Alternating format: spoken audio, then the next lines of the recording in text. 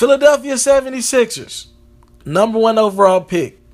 It should be a great time to be in Philly finally after all the trolling and losing you've done over the last 5, 6, 7 years. You finally are in a position to have the number 1 overall pick and to be able, honestly, have the draft at your hands, at your disposal. Nobody can move without you guys' move. Should be a great time to be in Philadelphia, right? Let's think about this. Ben Simmons, as we all know, has not shied away from being a player whose personality, even at the collegiate level, has maybe overshadowed his play on the court. We believe that he might have been the reason why LSU didn't compete in the NIT. His lack of want to play in that tournament after not making the NCAA tournament of 68. What would you do if you're Philadelphia right now?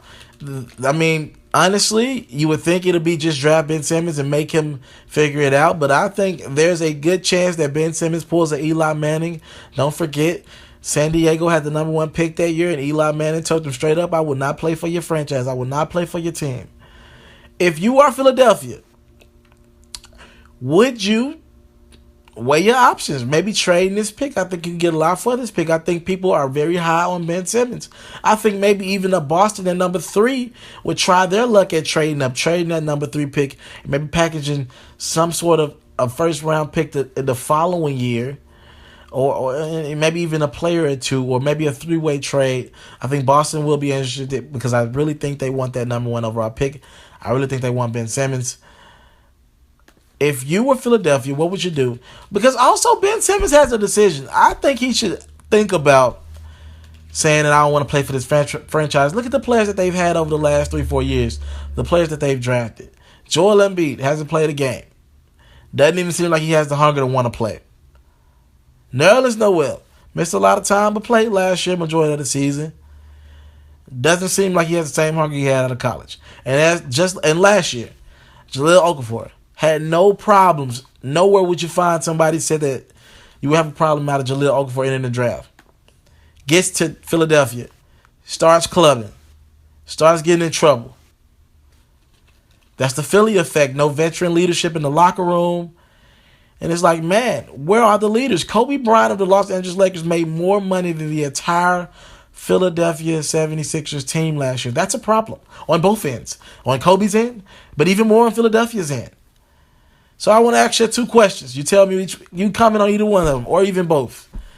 If you're Philadelphia, what would you do with the number 1 overall pick? Would you trade it? Trade down? What would you do?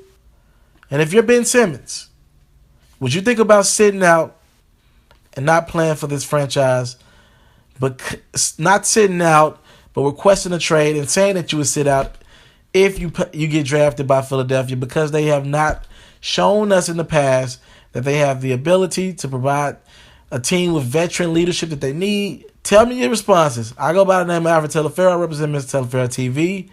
I don't take your time. I don't take your time. I don't take your time for granted. Thank you for it. Subscribe to my channel. Watch other videos. Try to make it happen out here. And thank you for your support. I'm out.